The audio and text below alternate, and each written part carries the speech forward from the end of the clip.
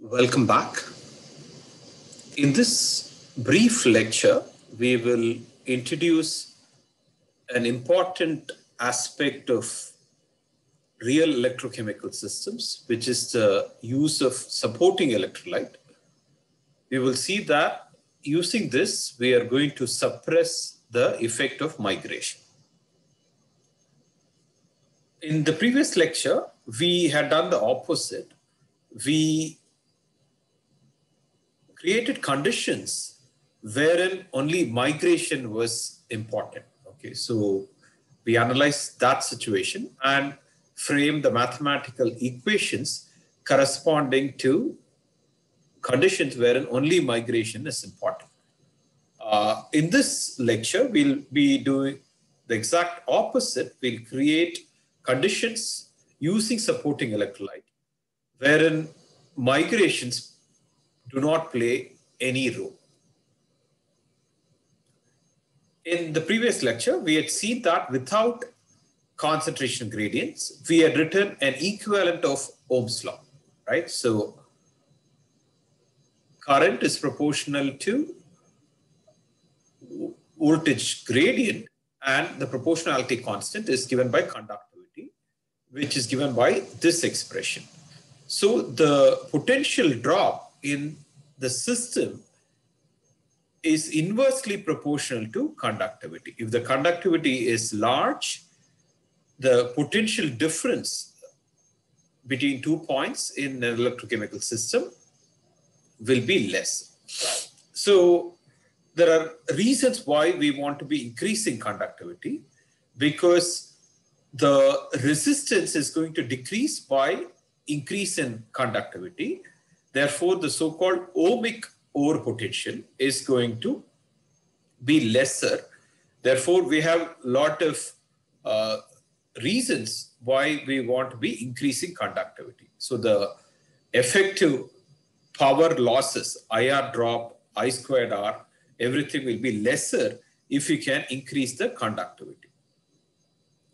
And the way you try to do it is by utilizing an inert electrolyte. What do you mean by inert electrolyte? We are adding an electrolyte which is going to increase your conductivity, but these species that we have added, which are ionic species which can dissociate, these are electrolytes which can very well dissociate in the system of interest, electrolyte of interest. However, they do not have any reactivity at the electrode surface. Okay, so S denotes electrode surface. So the current contribution because of the added electrolyte is zero.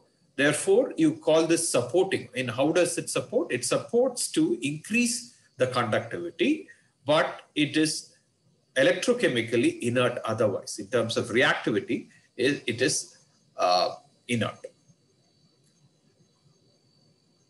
As I've stated, if you increase the conductivity, the potential drop is lesser.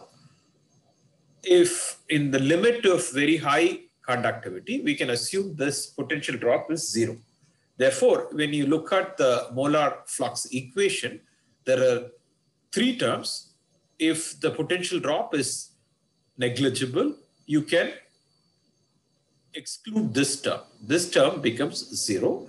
You have to be dealing with only with these two terms. What is the mathematical implication? The mathematical implication is that if you look at the conservation, mass conservation equation, it has only two terms, and this can be further simplified if there is no net convective velocity. In the absence of convective velocity, you have only this term, and there are lots of tools to analytical and numerical tools to solve this equation. Compared to incorporating the effects of migration and solving the equation, these solutions are much easier. And in addition to that, experimentally, in addition to these mathematical convenience, there are lots of experimental advantages towards using the supporting electrolyte. The one reason which I told you was the potential drop the ohmic potential drop, the ohmic O potential will be lesser. We'll see the other advantages using a case study. For example, the case study we are going to be utilizing is electro-refining of copper. This is a very practical example. What you try to do is that in this example, what you tend to do is that you have, let's say, a source from where you want to remove copper, and then you want to deposit the copper that is removed from here into this copper plate. Okay, this is called electro-refining. So the actual process involves oxidizing copper from this material so that you can take out whatever copper is left out of the system and then deposit that copper into this system. So it is reduced. So in this system, typically you have copper sulfate salt.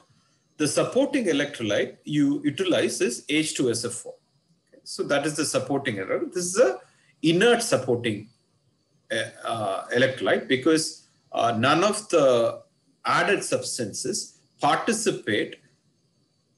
intrude in your electrochemical reaction. So if you look at the effect of the supporting electrolyte, these are twofolds. So what is the effect? You can break down the effect into two regions. Till a particular potential, the current density which you can obtain with the supporting electrolyte is greater. Okay, so there are two curves here. In the solid curve, there is no supporting electrolyte.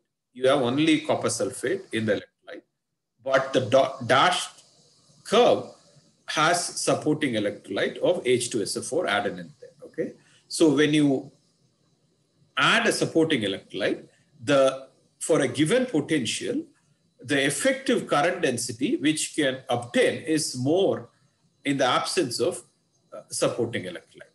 However, this effect is valid only till a particular potential. Beyond this potential, you are mass transfer limited. What do you mean by that?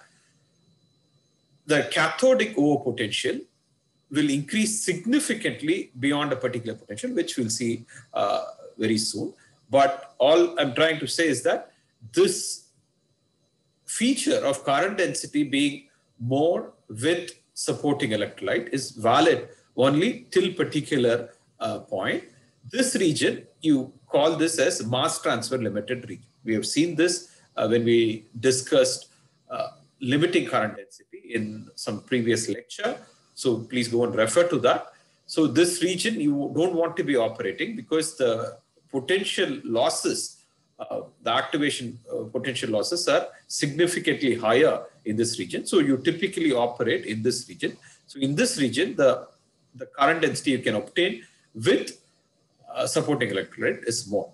Another feature you ought to be noticing is as you keep increasing the potential, the current density tends to plateau off. Okay, so that plateauing current density, we call that the limiting current density. So the limiting current density in the presence of supporting electrolyte is always less than the limiting current density in the absence of supporting electrolyte. Let's analyze this further. So what we are analyzing here is the potential that is required for a particular current density. This is in the absence of supporting electrolyte. In the absence of supporting electrolyte, the most crucial feature is that there is a significant ohmic O potential.